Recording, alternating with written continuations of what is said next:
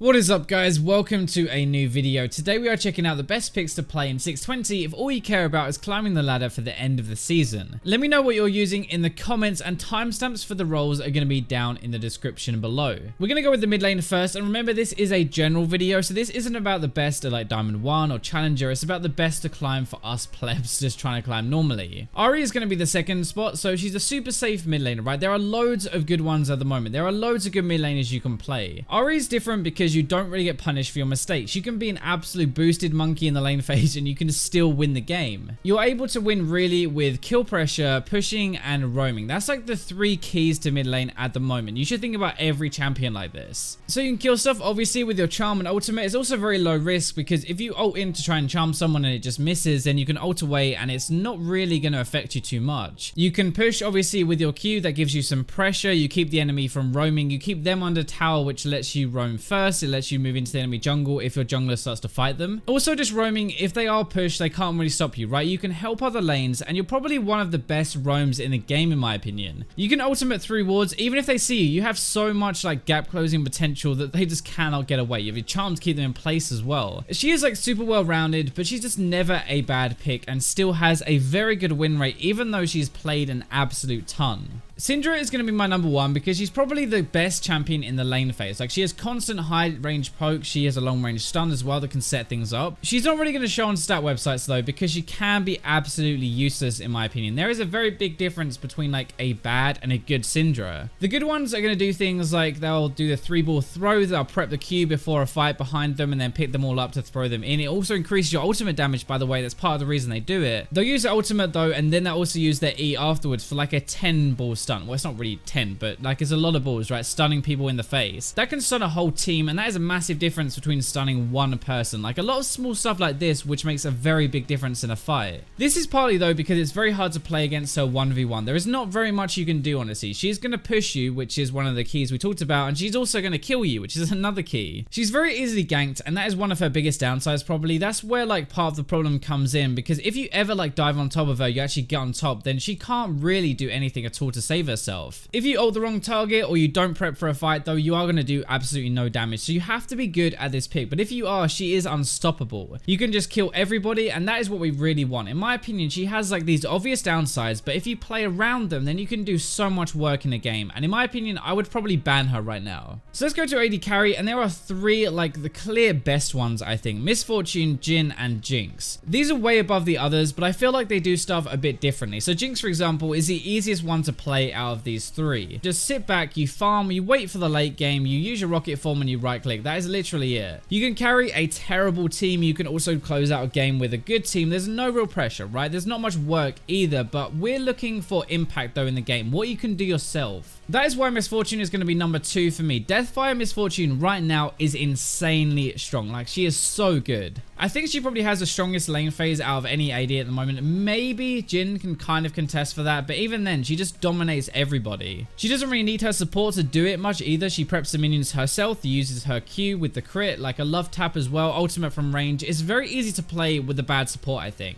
All she needs really in the game is just a team fight. That is literally it. She will pop off, she will ultimate and can kill everybody. That is kind of ridiculous. Like, AD carries are normally a single target. Misfortune can hit 5 people. She does kind of struggle versus tanks because the build is not about her auto attacks. It's about like her ability damage. If we move into a tank meta, then she might drop down in win rate a little bit, but the good part is she can reach the backline with her ultimate, so it's not even that big of an issue really. In my opinion, you can be a bit team reliant to start fights, but that's like the biggest downside. That's why she isn't number 1. Number 1 is going to be Jhin. So if you aren't good with Jhin, then you can ignore this, and Misfortune is number 1, Jinx is number 2. But Jhin can win lane easily and do a ton of damage, then carry mid game as well. The Q bounces, the crit shots aren't relying on your support at all. That's why I love him. He can do so much alone basically. Go aggressive, then back off and ult to finish, like all by himself. The crit build is like for 3+ items, but I'm actually going to do a video on this, I think. Let me know if in the description if you want me to do it or not, but I'm thinking of doing a crit versus armor pen Jhin video. That is the lane though, right? You do loads of damage, that's great, that's lovely, but in team fights, you can actually snare to start things and actually get good fights. Your ultimate can snipe people from range as well, so you don't have to get close, or it can slow people to catch them to start a fight. Like, you have a lot of engage. engage. There are so many options, and even if your team are bad and refuse to do stuff, you can try and do it yourself. That is why he's number 1 for climbing right now, because you don't need to rely on your team. The jungle is such a mess at the moment, so we're going to move on to that, but you can literally play anything in the jungle right now and you can actually win a game. I almost won with Crit Garen jungle the other day. I actually won a game in ranked Diamond 5 with 80 carry bar jungle. Now, saying that, obviously there are some that are slightly more meta and a little bit better, and Zac is one of those. He's going to be number 2. I hate this champion. I actually ban him at the moment. He has long range engage, he's tanky, and he does a lot of damage. What more do you really want from a jungler? And well, actually personally nothing. I love playing with Zac. He has it all. He even has his passive as well to waste more of your time. So it's like 2 knockups, that as well. That's a ton of time he wastes trying to kill him in an actual team fight. He kind of ganks like Lee Sin and he tanks like an Amumu. And normally you have to choose like Elise or Lee Sin. They're kind of early pressure, right? Good gankers but bad in team fights. That's kind of the price you pay to impact the map so much early, but Zac doesn't really have a price to pay. You can just do both. He's perfect for solo queue, really. People don't want to fight themselves, so you have to man up and jump in yourself. Plus you can carry so hard in my opinion. Now there are a lot of good junglers at the moment, by the way. Sejuani isn't bad, Nidalee, Graves, Kha'Zix, Elise, Evelynn, but there is one who is actually legit broken right now, and that is Nunu. He got this buff last patch where he now gains percentage max health when he noms a monster, and holy balls is it broken, like ridiculous. Cinderhulk Nunu just does not die ever, and he heals for so much. As sad as it actually is, if you're above plat right now, maybe even in gold as well, you should ban this guy. He legit has an insane 56% win rate at the moment.